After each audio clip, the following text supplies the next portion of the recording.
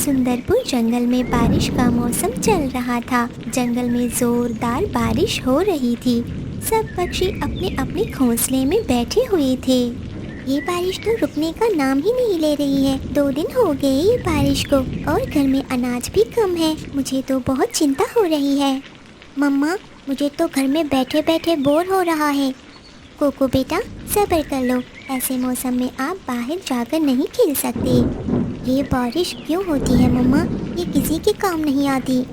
Cocoa बेटा, बारिश सभी के काम आती है। बारिश नहीं होगी तो दाना भी नहीं मिलेगा। प्रकृति की हर चीज़ महत्वपूर्ण होती है।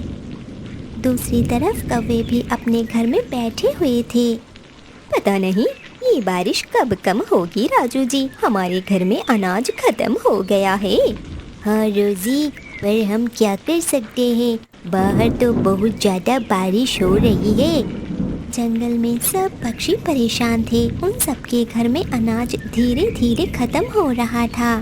थोड़ी देर बाद एक बूढ़ी पक्षी जंगल में आती है। वो पानी में भीग रही थी। उस पक्षी के पास छाता भी नहीं था। उस पक्षी को कौवों का घर दिखता है। वो मदद मांगने के लिए वहाँ पर चली जाती है और दरवाजा खटखटाती है। अरे राजू जी, तुमने सुना? कोई हमारा दरवाजा खटखटा रहा है। मुझे लग रहा है किसी पक्षी का घोंसला टूट गया होगा। कोई हमारे पास मदद मांगने आया होगा। हाँ रोजी, चलो चलकर देखते हैं कौन आया है। वो लोग बाहर चले जाते हैं। ये बुढ़िया, कौन है तू और हमारा दरवाजा क्यों खटखटा रही हो? बच्चों, मेरी थोड़ी सी मदद कर दो प्लीज़। मैं बहुत दूर से आ रही हूँ। मुझे दूसरे जंगल जाना है और ये बारिश रुकने का नाम ही नहीं ले रही है। क्या तुम लोग मुझे बारिश कम होने तक अपने पास रख सकते हो?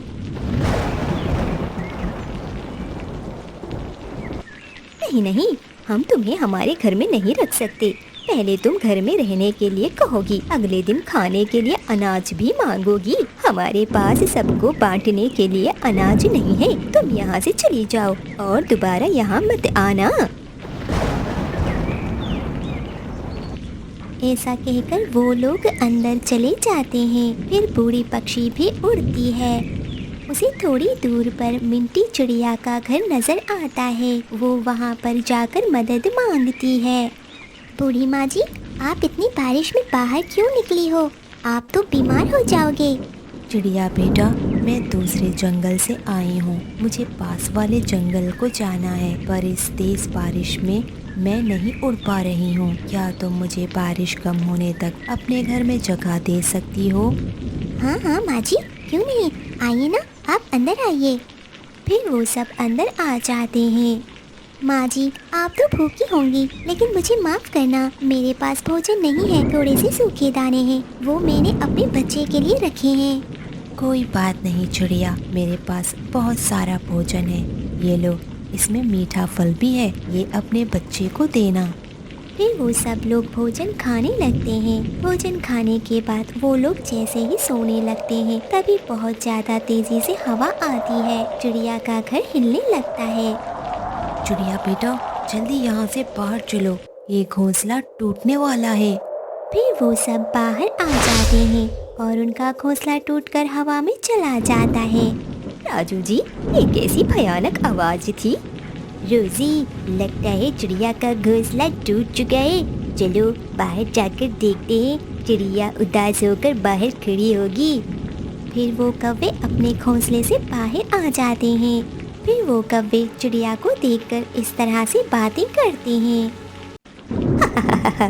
राजू जी, देखो, इस चिड़िया का घोंसला कमजोर था, पर इसने इस बुढ़िया को भी अपने घर में जगह दे दी। और करो दूसरे पक्षियों की मदद और करो समाज सेवा। जिसके खुद का ठिकाना कमजोर हो, वो दूसरों को पनाह नहीं दिया करता। समय के साथ साथ ये चिड़िया पागल होते जा रही है। चिड़िया को उन कौवों की बात सुनकर गुस्सा आता है। चिड़िया, चलो हम चलकर कोई जगह तलाश करते हैं। फिर वो सब वहाँ से उड़ जाते हैं। थोड़ी दूर पर उनको एक खोखला पेड़ नजर आता है। वो लोग वहाँ पर चले चले जाते हैं। चिड़िया उस छेद में देखती है और बोलती है, माँ जी, ये जगह सुरक्षित है, हम यहाँ पर रह सकते हैं। वो लोग अंदर चले जाते हैं। रात में हवा और बारिश बहुत तेजी से बढ़ जाती है। कौवों का घोंसला भी टूटकर उड़ जाता है और रात भर कौवे ऐसे ही बारिश में भीगते हैं। फिर सुबह हो जाती है, बारिश भी रुक जाती है। चिड़िया बेटा, तुमने मेरी मदद की, तुम्हारा बहुत धन्यवाद। ये लो, तुम ये मिर्ची अपने पास रखो। ऐसा कहकर बूढ़ी पक्षी वहाँ से चली जाती है। मम्मा, ये क्या? उस बूढ़ी पक्षी ने मदद करने पर हमको सिर्फ मिर्ची ही देकर गई है। कोको बेटा, मदद इनाम के लिए नहीं की जाती। हम लोगों ने उस बूढ़ी पक्षी की मदद की, भगवान हमारी मदद जरूर करेगा।